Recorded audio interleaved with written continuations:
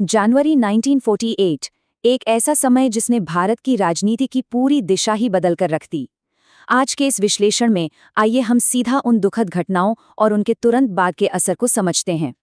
हम देखेंगे कि कैसे महज एक पल ने दुनिया को झकझोर दिया और एक नए आज़ाद हुए देश की राजनीति पर इतने गहरे निशान छोड़े जो आज भी महसूस किए जाते हैं। हमारे जीवन से प्रकाश चला गया है।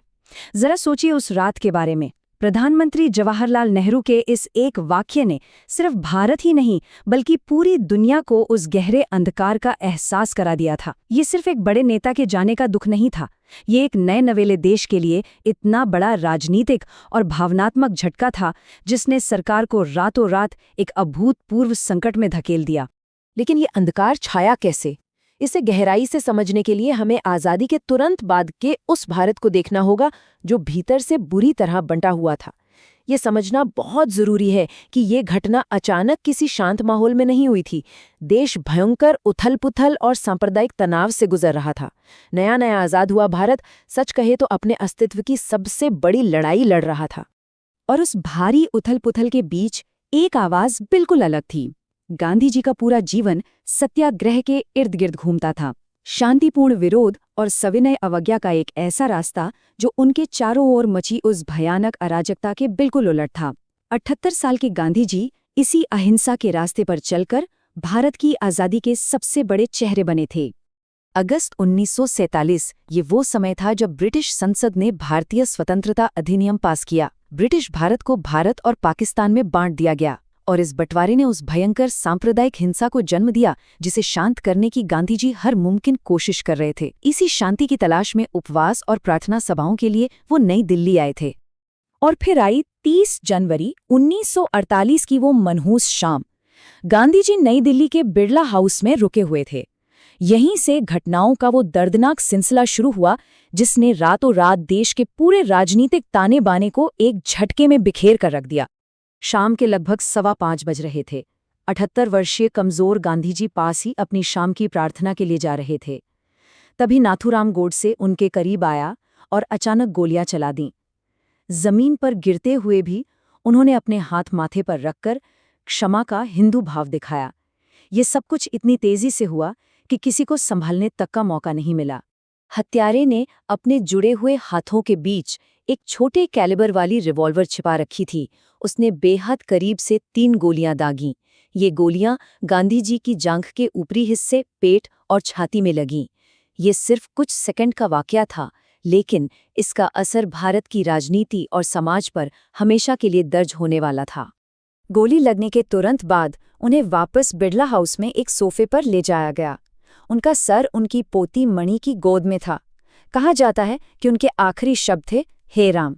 और कुछ ही मिनटों बाद मणि ने बाहर खड़ी उस बेचैन भीड़ को एक बहुत ही छोटा लेकिन विनाशकारी संदेश दिया, बापू खत्म हो गए हैं। हत्या के कुछ ही घंटों के भीतर इस खबर ने इस नए राष्ट्र की नींव को हिलाकर रख दिया।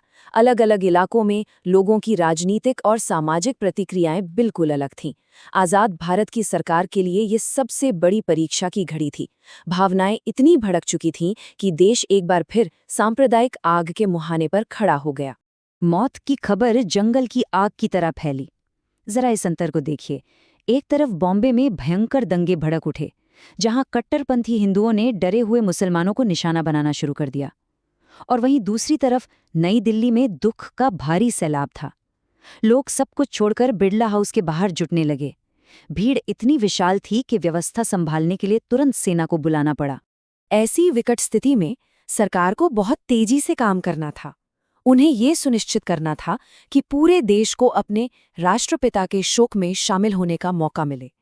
ये एक ऐसा वक्त था जहां लोगों का दुख अपने चरम पर था। सरकार के लिए यह सिर्फ एक लॉजिस्टिक चुनौती नहीं थी, बल्कि देश की आंतरिक सुरक्षा को संभालने की एक बहुत बड़ी राजनीतिक चुनौती भी थी। तो सरकार ने तुरंत क्या किया?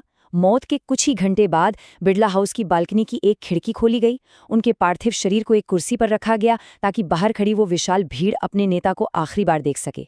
अगले दिन सुबह 11:30 बजे शरीर को बाहर लाया गया और फिर शाम 4 बजे यमुना नदी के किनारे एक बहुत बड़े हुजूम के बीच उनका अंतिम संस्कार किया गया।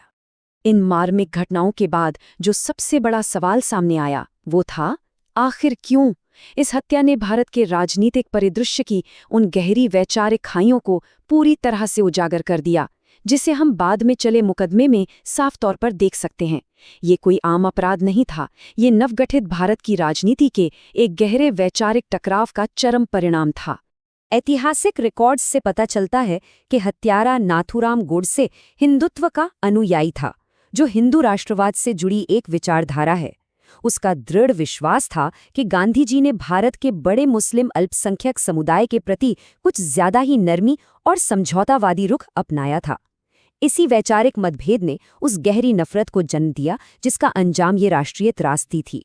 मई 1948 में ऐतिहासिक लाल किले के अंदर एक विशेष अदालत बैठी। यहीं गोडसे के राजनीतिक उद्देश्य खुलकर सामने आए। उसने 30,000 शब्दों का एक बहुत लंबा कबूलनामा पढ़ा। उसमें उसने साफ कहा कि यह हत्या पूरी तरह और विशेष रूप से राजनीतिक थी। उसने विभाजन और सांप्रदायिक हिंसा का सीधा जिम्मेदार गांधी जी को ठहराया। ये उस वक्त देश में मौजूद भारी वैचारिक और राजनीतिक तनाव की एक बहुत ही स्पष्ट तस्वीर थी। एक दिलचस्प बात ये थी कि गोडसे ने दावा किया था कि उसने इस हत्या की साजिश पूरी तरह अकेले रची थी, लेकिन अदालत ने कुछ और ही पाया। मुकदमे के बाद हत्या के इस मामले में 7 अन्य लोगों को भी दोषी ठहराया गया। अंततः 15 नवंबर 1949 को गोडसे और उसके एक साथी नारायण आप्टे को फांसी दे दी गई, जबकि बाकी 6 को उम्र कैद की सजा मिली। जब प्रधानमंत्री नेहरू ने राष्ट्र को संबोधित किया था तो उन्होंने एक उम्मीद जताई थी कि गांधी जी का वो प्रकाश 1000 साल बाद भी इस देश में देखा जाएगा। आज, इतने सालों बाद, हम इतिहास के इस चौराहे पर खड़े होकर इस अहम सवाल पर विचार कर सकते हैं, क्या शांति और अहिंसा का वो प्रकाश आज भी हमारे आधुनिक राजनीतिक परिदृश्य को रोशन कर रहा है, या फिर हिंसा की छाया गहरी हो गई है? ये एक ऐसा सवाल है जो हमें सोचने पर मजबूर करता है, और शायद आज पहले से कहीं ज्यादा